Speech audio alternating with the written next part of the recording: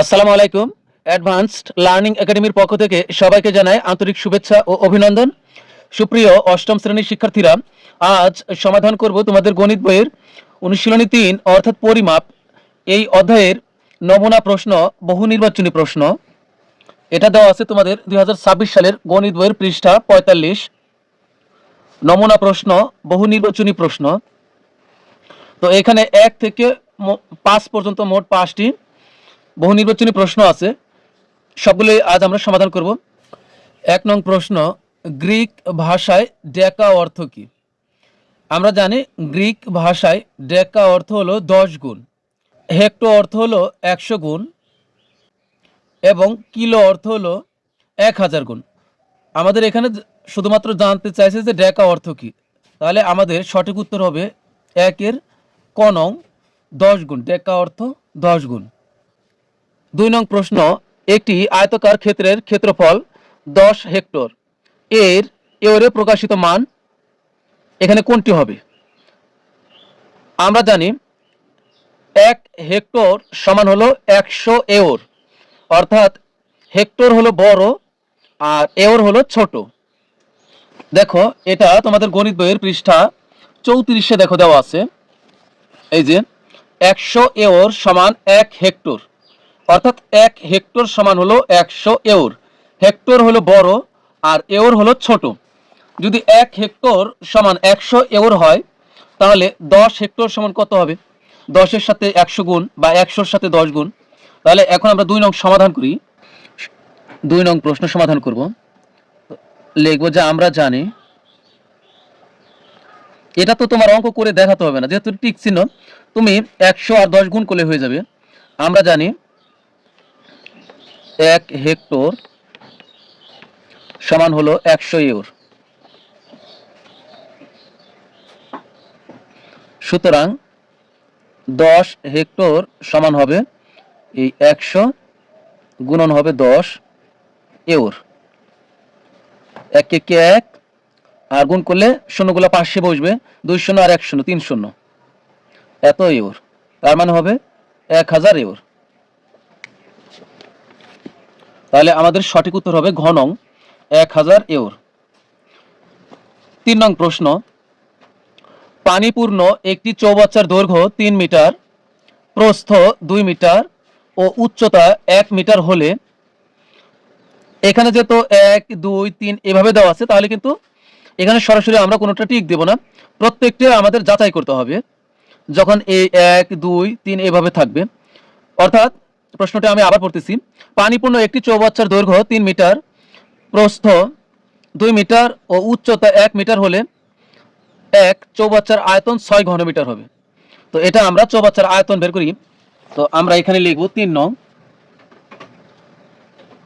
চৌবাচ্চার আয়তন ৩-এর ১। চৌবাচ্চার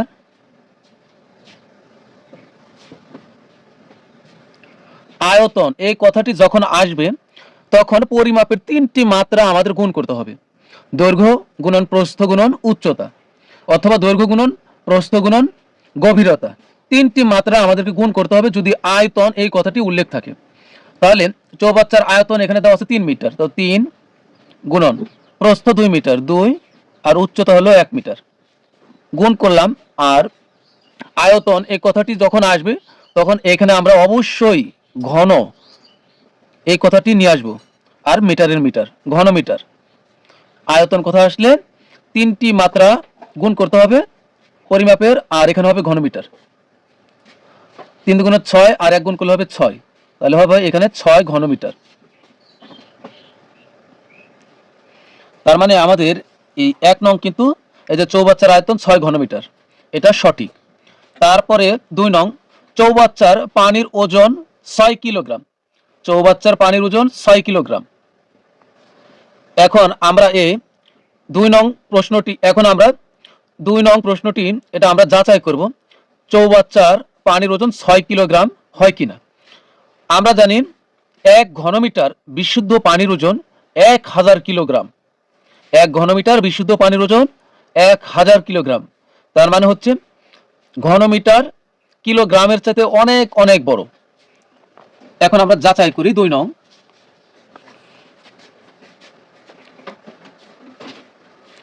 1 ঘনমিটার, যেহেতু পাটিগণিত বাংলায় লিখতে হবে, 1 ঘনমিটার বিশুদ্ধ পানির ওজন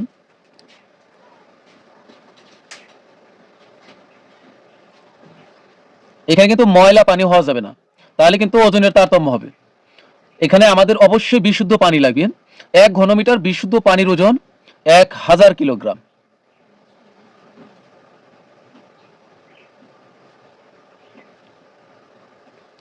সুতরাং যেহেতু আমরা আয়তন কত পেলাম, 6 ঘনমিটার, তাহলে 6 ঘনমিটার বিশুদ্ধ পানির ওজন হবে কত? এই 1000-এর সাথে আমরা 6 গুণ করব, অথবা তুমি চাইলে 6-এর সাথেও 1000 গুণ করতে পারো, কিলোগ্রাম।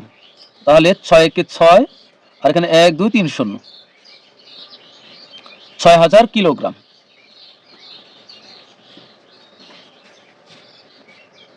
তার মানে আমাদের এই 2 নং কিন্তু সঠিক নয়, কারণ এখানে আছে 6 কিলোগ্রাম আর আমরা পেয়েছি 6000 কিলোগ্রাম। তার মানে 2 নং হলো ভুল।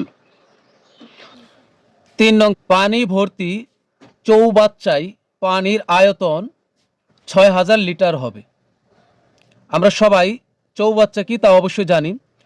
চৌবাচ্চা হলো ইট, সিমেন্ট বা কংক্রিট দিয়ে তৈরি এমন বড় একটি পাত্র বা ট্যাঙ্ক, যেখানে পানি বা অন্য কোনো তরল পদার্থ সংরক্ষণ করা হয়। তো এখানে আমাদেরকে বলছে যে পানি ভর্তি চৌবাচ্চায় পানির আয়তন 6000 লিটার হবে। এটা আমরা যাচাই করব যে চৌবাচ্চায় পানির আয়তন 6000 লিটার হয় কিনা। আমরা কিন্তু 1 নংয়ে পেয়েছিলাম হলো এই চৌবাচ্চার আয়তন পেয়েছিলাম হলো 6 ঘনমিটার। তো পানি ভর্তি চৌবাচ্চায় পানির আয়তন, পানি ভর্তি চৌবাচ্চায়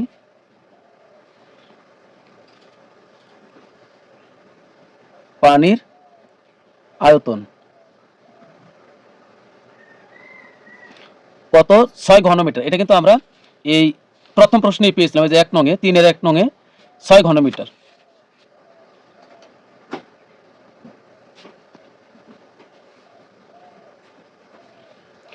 তো আমরা জানি 1 ঘনমিটার সমান হলো 1000 লিটার। 1 ঘনমিটার সমান হলো 1000 লিটার। তাহলে এখানে কত আছে? 6 ঘনমিটার। 6-এর সাথে যদি আমরা 1000 গুণ করি, তাহলে কিন্তু হয়ে যাবে, এখন এখানে হয়ে যাবে লিটার, সমান হবে 6000 লিটার। মোট কথা, ঘনমিটারের সাথে আমরা 1000 গুণ করলে লিটার হয়ে যাচ্ছে। এটা অঙ্ক কিন্তু না করেও পারা যায়। এই যেহেতু আমরা 1 নংয়ে পেয়েছিলাম 6 ঘনমিটার, তাহলে 6-এর সাথে যদি আমরা 1000 লিটার গুণ করি, এই ঘনমিটার হয়ে যাবে লিটার। তাহলে এই আমরা 6, অর্থাৎ 6-এর সাথে আমরা 1000 গুণ করলে 6 ঘনমিটার হয়ে যাবে 6000 লিটার। তার মানে আমাদের এই 3 নং কিন্তু সঠিক। এরপর দেখো, তার মানে এখানে সঠিক হবে আমাদের 1 ও 3 সঠিক। তার মানে হবে এই খ নং, 1 ও 3 সঠিক। নিচের অনুচ্ছেদের আলোকে 4 ও 5 নম্বর প্রশ্নের উত্তর দাও। একটি আয়তকার বাগানের ক্ষেত্রফল 400 বর্গমিটার এবং প্রস্থ 16 মিটার। মনে করো এটি হলো একটি আয়তকার বাগান, এটি হলো একটি আয়তকার বাগান, এটি হলো দৈর্ঘ্য, এটাও দৈর্ঘ্য, আর এটা হলো প্রস্থ, এটাও প্রস্থ। আমরা জানি আয়তকার বাগানের দৈর্ঘ্য হবে বড় আর প্রস্থ হবে ছোট। এখন এখানে আমাদেরকে বলছে আয়তকার বাগানের পরিসীমা কত। তো পরিসীমা মানে কি? এই যে আয়তকার বাগানের এই দৈর্ঘ্য যোগ এই প্রস্থ যোগ এই দৈর্ঘ্য যোগ এই প্রস্থ যোগ, অর্থাৎ এই চারটি, এই 1 2 3 4, এই চারটি বাহু যোগ করলে যা হবে তাই হবে আয়তকার বাগানের পরিসীমা। তো পরিসীমা বের করতে হলে তো আমাদের এখানে দৈর্ঘ্য লাগবে। তো আমরা জানি আয়তকার বাগানের দৈর্ঘ্য, আমরা জানি আয়তকার বাগান বা আয়তক্ষেত্রের ক্ষেত্রফল হলো দৈর্ঘ্য গুণন প্রস্থ। কিন্তু তোমাকে যদি বলে শুধুমাত্র যে আয়তাকার বাগানের দৈর্ঘ্য কত, তখন হবে আয়তাকার বাগানের দৈর্ঘ্য সমান ক্ষেত্রফল ভাগ প্রস্থ। যদি তোমাকে বলে আয়তাকার বাগানের প্রস্থ বের করো, তখন হবে আয়তাকার বাগানের প্রস্থ সমান ক্ষেত্রফল ভাগ দৈর্ঘ্য। অর্থাৎ দৈর্ঘ্য বললে ক্ষেত্রফল ভাগ প্রস্থ হবে, আর প্রস্থ বললে ক্ষেত্রফল ভাগ দৈর্ঘ্য হবে। তো এখানে আমাদের লাগবে, প্রস্থ তো 16 মিটার দেওয়াই আছে, লাগবে হলো আমাদের দৈর্ঘ্য। তাহলে দৈর্ঘ্য সমান কি? দৈর্ঘ্য সমান হবে ক্ষেত্রফল ভাগ প্রস্থ। তাহলে আমরা লিখব আয়তাকার বাগানের দৈর্ঘ্য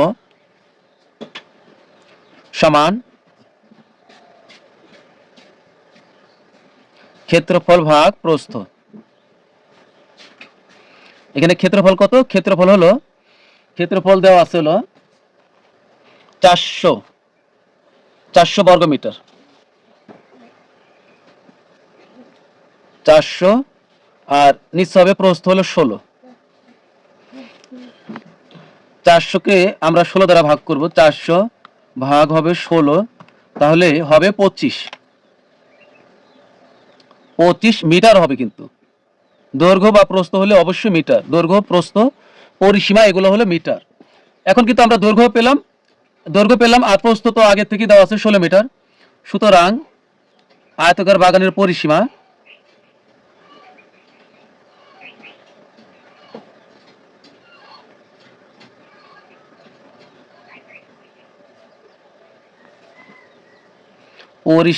সমান, আমরা জানি পরিসীমার একটি সূত্র আছে, 2 গুণন দৈর্ঘ্য যোগ প্রস্থ। 2 গুণন দৈর্ঘ্য যোগ প্রস্থ। 2 এর 2 গুণের গুণ, দৈর্ঘ্য কত পেলাম? 25। এই 25 আর যোগ প্রস্থ কত? প্রস্থ হলো 16 মিটার। 16 পরিসীমা হলে অবশ্যই মিটার হবে। এ 2 এর 2 গুণন 25 16, 25 যোগ 16, তাহলে হবে 25 যোগ 16 হবে 41, এখানে হবে মিটার। তাহলে 41 দুগুণ হবে 82।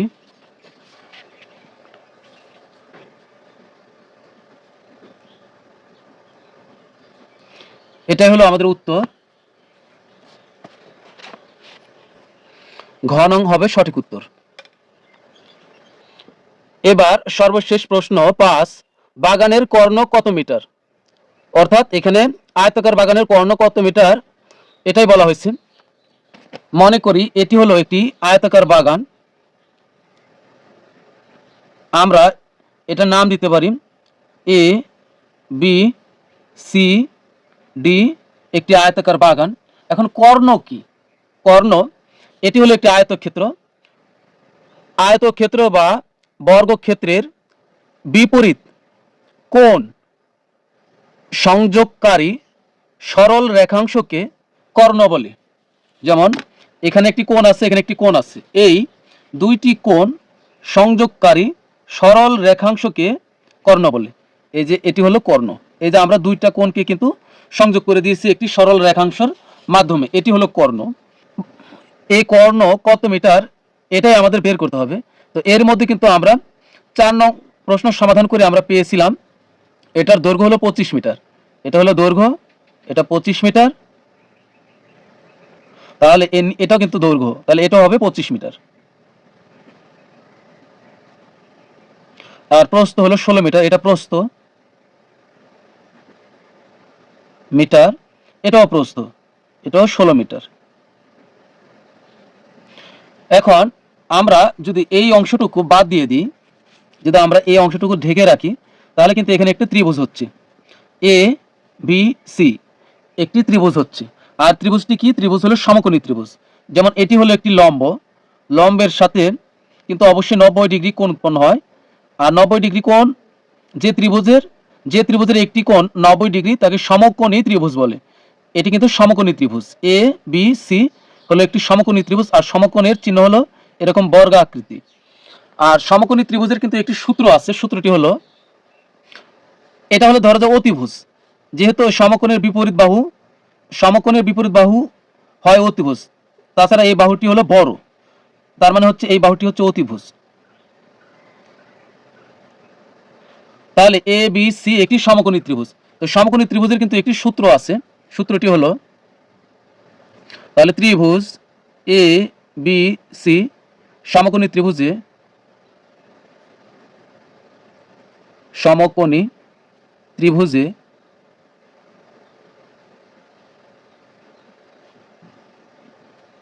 সমকোণী ত্রিভুজের সূত্র হলো অতিভুজ।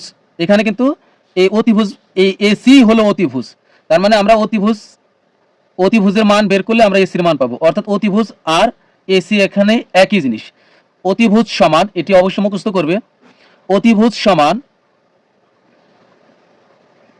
লম্ব স্কয়ার প্লাস ভূমি স্কয়ার, অথবা তুমি ভূমি স্কয়ার প্লাস লম্ব স্কয়ার এটাও লিখতে পারবে। অর্থাৎ অতিভুজ সমান লম্ব স্কয়ার প্লাস ভূমি স্কয়ার, অথবা ভূমি স্কয়ার প্লাস লম্ব স্কয়ার, অথবা অতিভুজ সমান তুমি এটাও বলতে পারো যে অতিভুজ সমান হবে অন্য যে দুইটা বাহু আছে এই দুইটা বাহুর বর্গ করে যোগ করা। অর্থাৎ অতিভুজ সমান তুমি এটাও লিখতে পারবে যে এই বাহু স্কয়ার প্লাস এই বাহু স্কয়ার, তার মানে হচ্ছে এই বিসি লম্ব, এটা হচ্ছে আমরা লম্ব হলো বিসি, তার মানে হচ্ছে বিসি স্কয়ার প্লাস অতিভুজ হলো কি, এই ভূমি হলো এই এবি, লম্ব হলো বিসি আর ভূমি হলো এবি, তার উপর স্কয়ার। তাহলে অতিভুজের সূত্রটি কি হবে? অতিভুজ সমান রুট ওভার লম্ব স্কয়ার প্লাস ভূমি স্কয়ার। অর্থাৎ অন্য দুইটা বাহু লেখে স্কয়ার করা এবং যোগ করা। অতিভুজ মানে হলো অন্য যে দুইটা বাহু আছে তাদেরকে স্কয়ার করে যোগ করা। এখানে বিসির মান কত? বিসির মান হলো 16, তাহলে এখানে হবে 16 স্কয়ার আর অবশ্যই রুট হবে, আর যোগের যোগ এবি হলো 25, তার মানে হবে 25-এর উপর স্কয়ার হবে, যেহেতু এবির উপর স্কয়ার। এখন 16-এর উপর স্কয়ার মানে কত হবে? 16 গুণন 16 হবে 256, যোগ আর 25-এর উপর স্কয়ার মানে 25 গুণন 25, তাহলে হবে 625, 625 সমান আমরা যোগ করব 625 আর 256 যোগ 256, তাহলে হবে 881। এখন এটাকে আমরা রুট করব, আর এখানে কিন্তু অতিভুজ মানে হচ্ছে এসি, তাহলে অতিভুজ হলো কি এসি, এসি হলো কর্ণ। এখন এটাকে যদি আমরা রুট করি তাহলে হবে 29.68, দশমিকের পর আমরা 2 অঙ্ক নিলে হবে 29.68 এত মিটার। এটি হলো কর্ণ, তার মানে আমাদের সঠিক উত্তর হবে ক নং 29.68। তাহলে এটা কিভাবে হলো এটা আরেকবার আমি বলতেছি, তুমি এভাবে সংক্ষেপেও লিখতে পারবে যে সরাসরি এসি, এসি সমান কি হবে? এসি সমান হবে রুট, এখানে দুই বাহু এবি বাহু যোগ করে দিলা, এখানে কি করব আমরা? দুই বাহু এবি বাহু, তার উপরে আমরা স্কয়ার করব, যোগ আর হলো বিসি বাহু, এ বিসি লিখে তার উপরে আমরা স্কয়ার করব। তুমি যদি এখানে বিসি আগে লেখো আর এবি পরে লেখো এতেও কোনো সমস্যা নেই। এরপরে আমরা এই এবির মান কত? এবির মান হচ্ছে আমাদের 25, তাহলে 25 স্কয়ার, আর এখানে হচ্ছে যোগ বিসির মান হলো 16, তো 25-এর উপর স্কয়ার মানে হলো 625, আর 16-এর উপর স্কয়ার মানে 256, আর এখানে যোগ করলে হবে 881, আর 881-কে রুট করলে হবে 29.68 এত মিটার। এটা হলো কর্ণ। তো প্রিয় শিক্ষার্থীরা, আজকের মতো আমাদের ক্লাস এখানেই শেষ। সবাই ভালো থাকবে, সুস্থ থাকবে, আল্লাহ হাফিজ।